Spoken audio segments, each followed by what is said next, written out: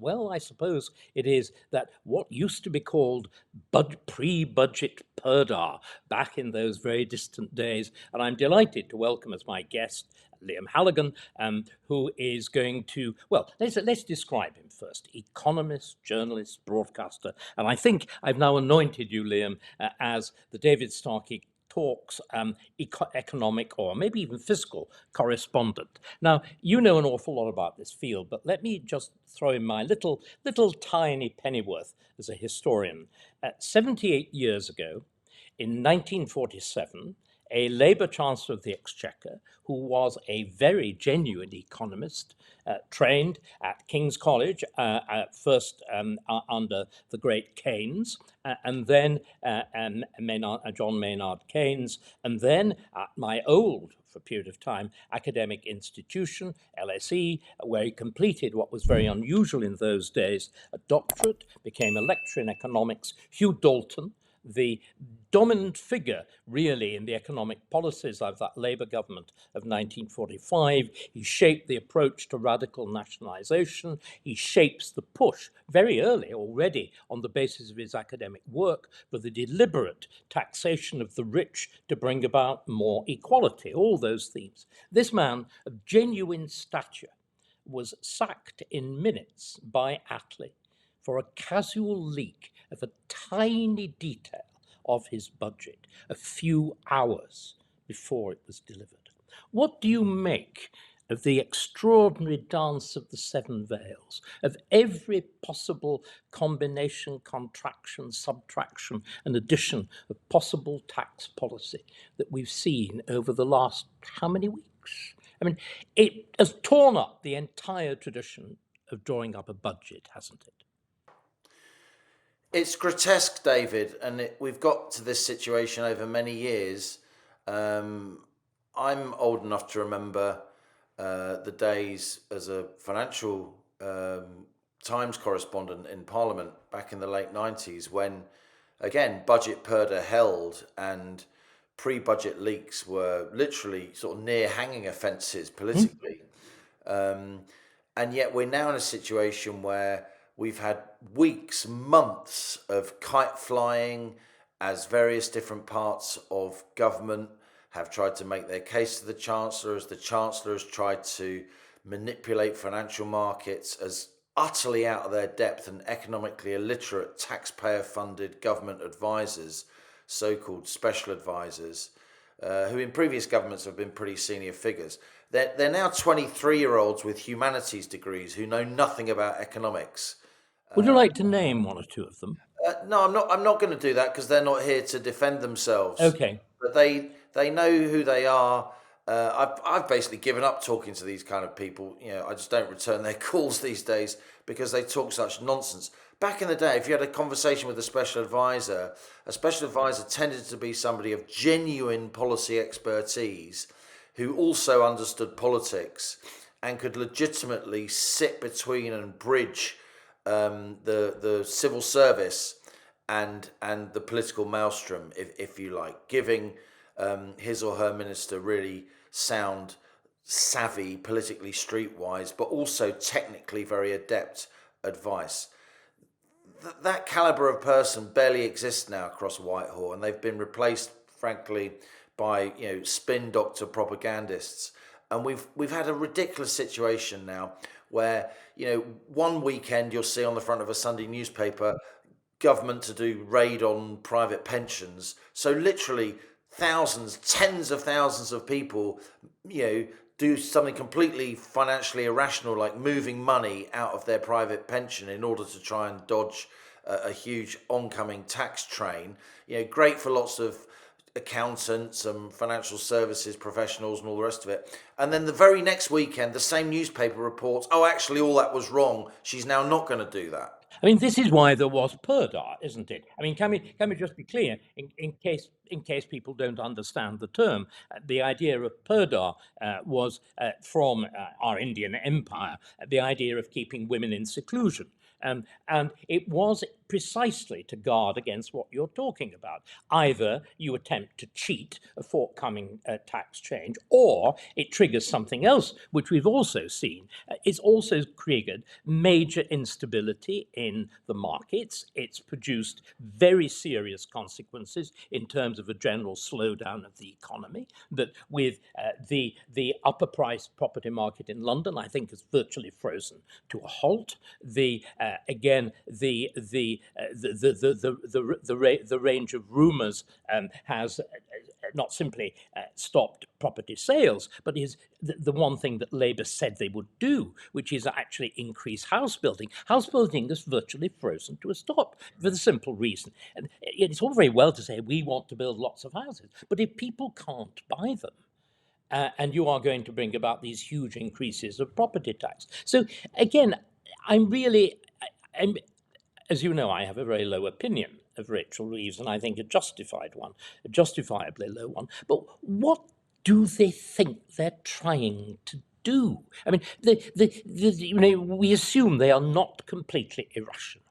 They know that they have actually brought about exactly the things they don't want to do, which is to say economic slowdown, to call into whole question the business of interest rate decreases on which their entire viability of policy depends. What does she think she's been doing? What her and advisors are doing, they're flying kites to see how the policies test in the court of a public opinion.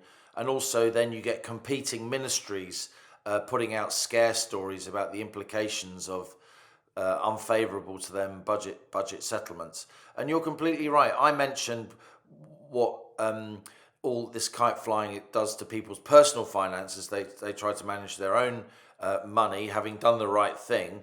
They're trying to avoid being absolutely and unfairly whacked, often with retrospective taxation.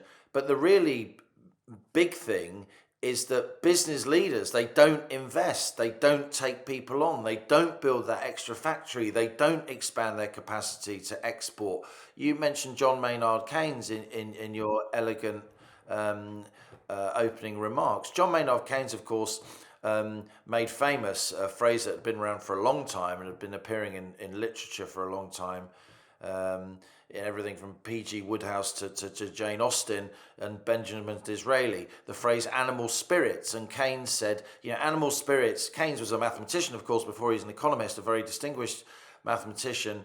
But he was saying, and I'd say the same thing about the current situation, there are certain things you can't quantify, you can't put in a spreadsheet.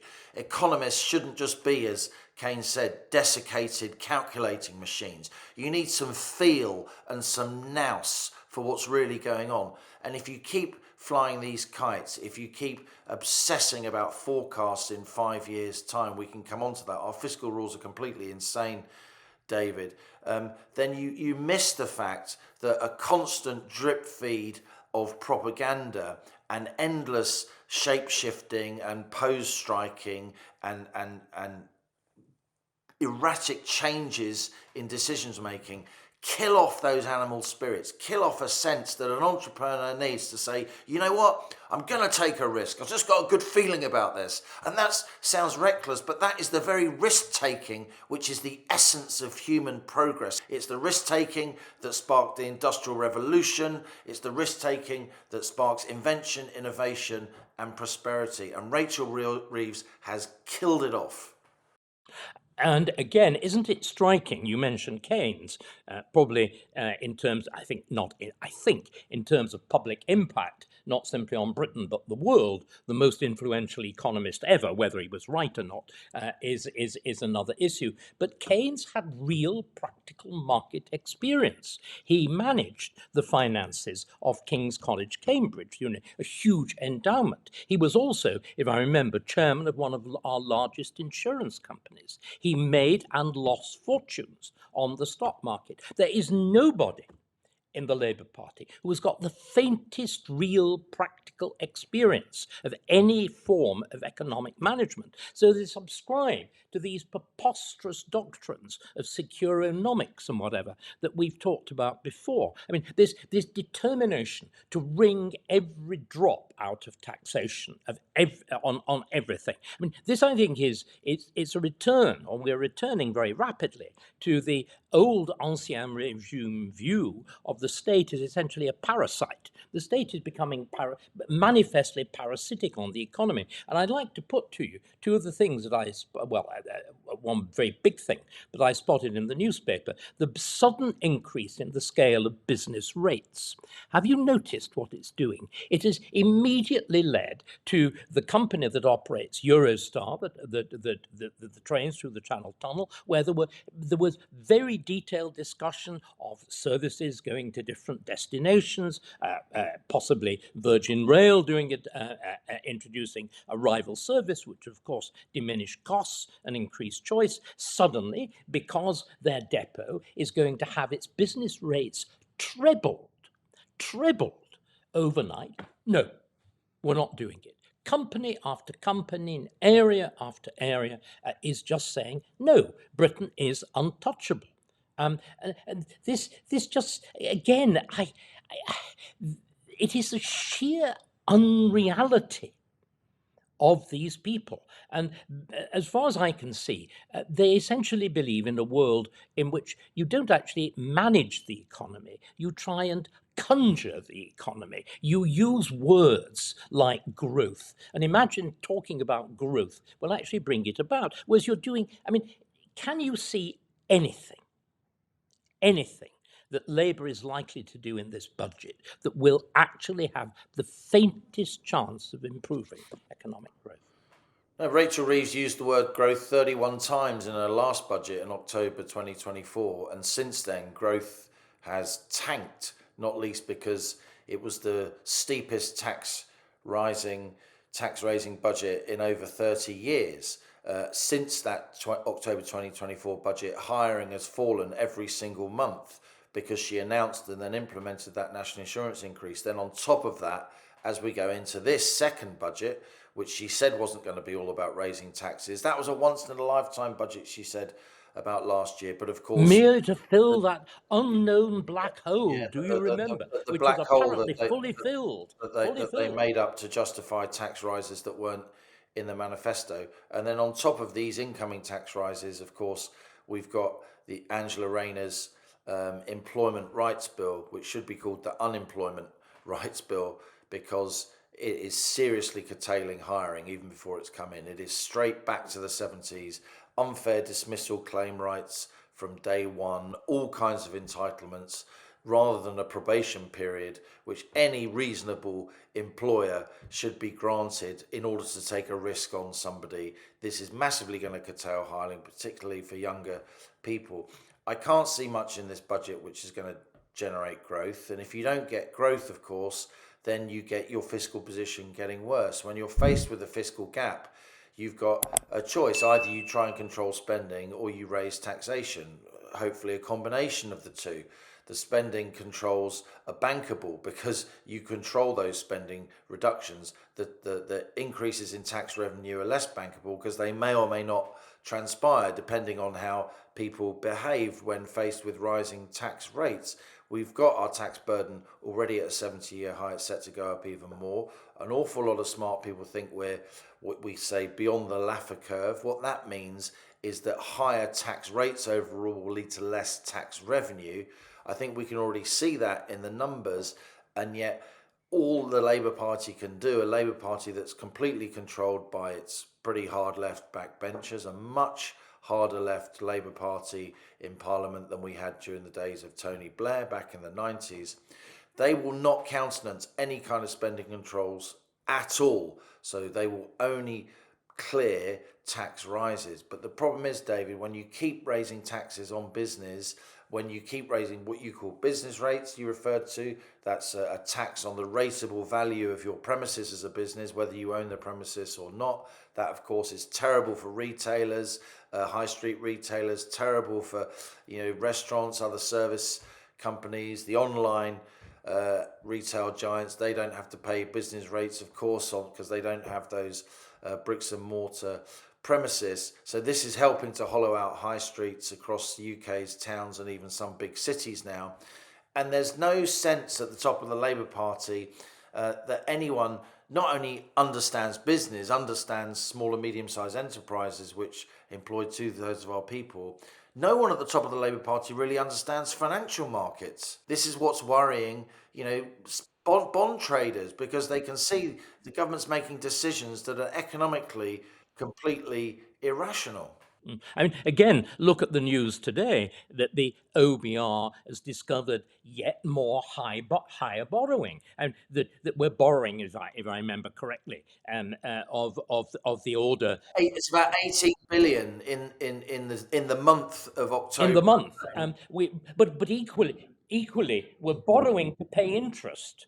We're borrowing to pay interest. I mean, that's what's so terrible, isn't it? 111 billion a year in interest payments, and we're borrowing slightly more to pay for that. I mean, this is Macabre economics. When an individual has to borrow more money on his credit card to pay for the borrowings on that credit card, you know you're heading to ruin. But isn't also the problem, Liam, that particularly on the left of the Labour Party, there is a sort of vision of economics. It's a so-called new monetary economics. The belief that a state which controls its own currency can get through all of these problems simply by issuing more money. But yes, mad, but that is what we did in the name of quantitative easing, isn't it? That we from 2008 to 2022, we were in this magic world, apparently, of zero interest rates. So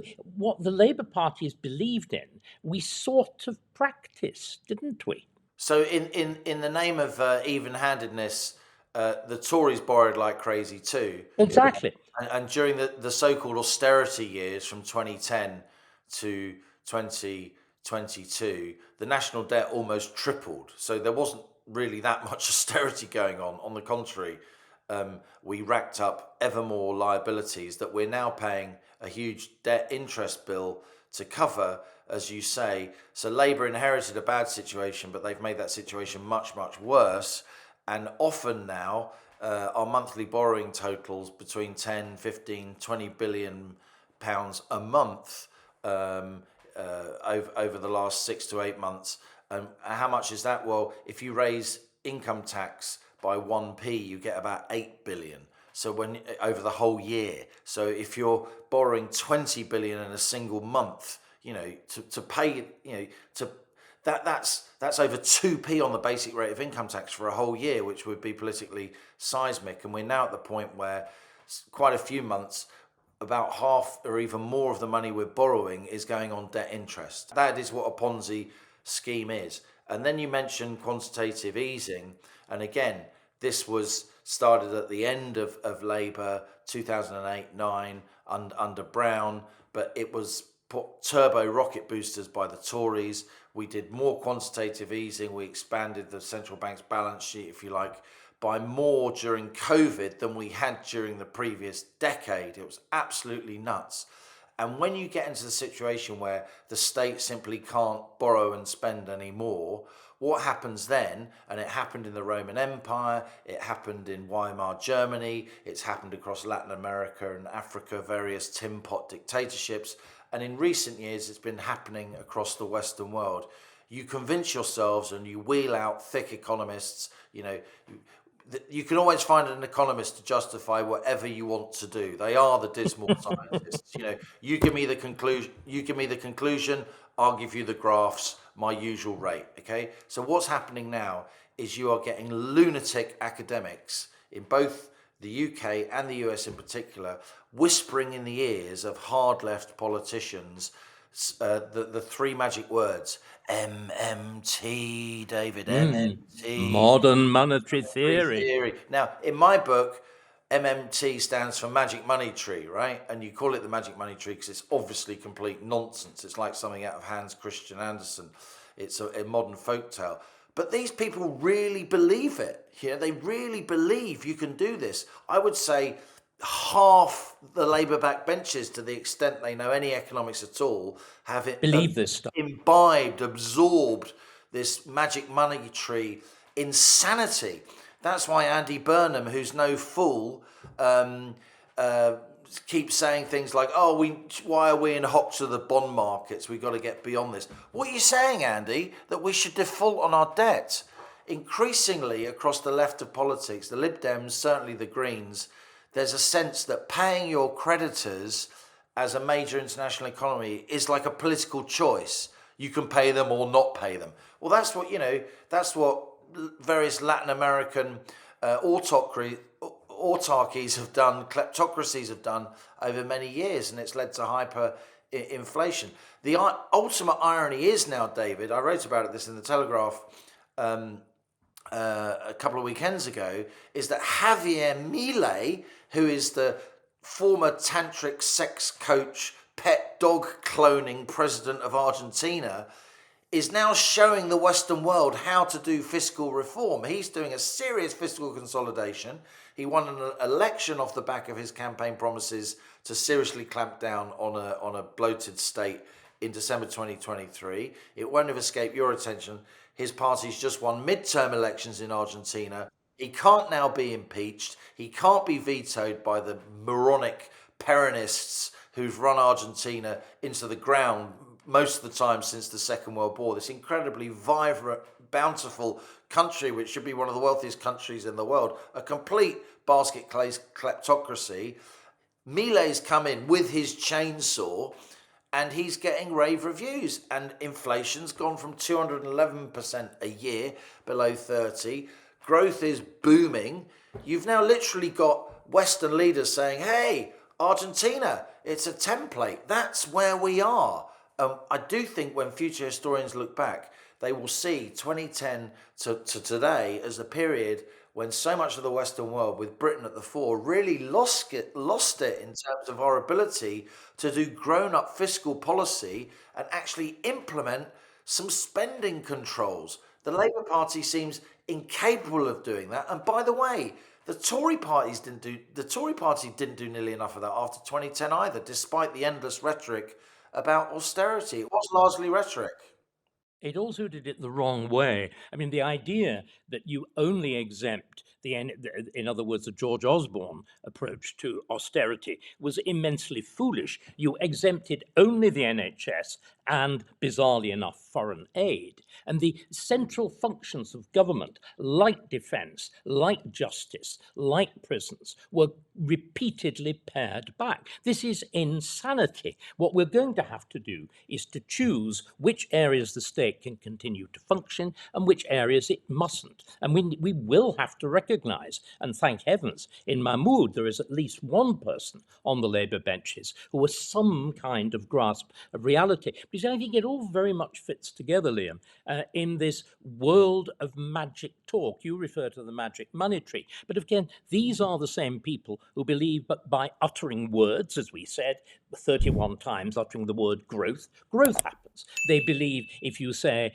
if a gentleman with a penis says, "I feel like a woman," he becomes a woman. We've gone into this bizarre world, and I think, I mean, you were saying, let's try and define historical periods. I think the whole dominance of woke, which is this belief that words make reality, is very closely associated. Let's have a big thought along with all the tasks, the need to denounce Reeves. I think this era of zero interest rates, which is, if you think about it, it's an insane notion. From roughly 2010 to 2022, I think this defines a moment of generational madness in the West. This is the great triumph of woke. It culminates, of course, in COVID, our insane reactions to COVID. The fact that you saw the triumph of BLM at that same summit. Black Lives Matter, yeah. All of it, I think, clusters together.